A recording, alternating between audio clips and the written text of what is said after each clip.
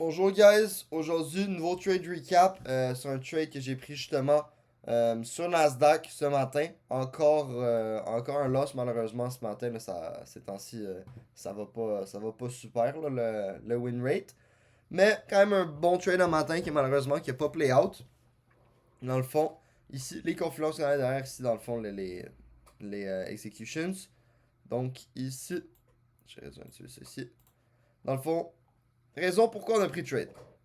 Si on regardait sur le higher time frame, on était bullish, cause on avait respect ici un 4-hour gap. Donc ici, on a sorti là bullish. Et par le fait même, quand on a close, ben on a inverse ce 1-hour gap ici. Donc lui ici qu'on avait inverse. Et on avait inverse aussi le plus gros ici. Donc on avait inverse 2 1-hour gap.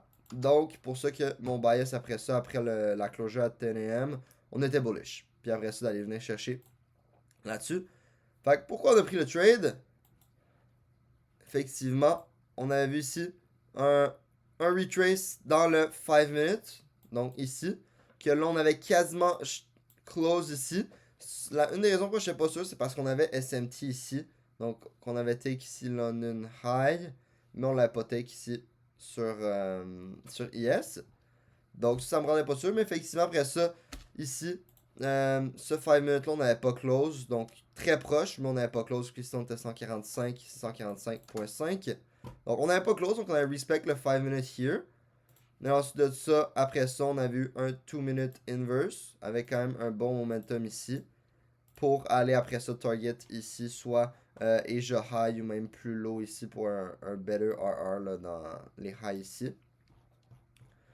Donc c'est ça le trade. Puis malheureusement, justement, qu'est-ce qui nous a fait SL, c'est qu'on a eu le opening ici d'un petit 15 minutes. Donc vraiment mini 15 minutes. Que finalement on a voulu retrace. Puis finalement on a juste comme dump.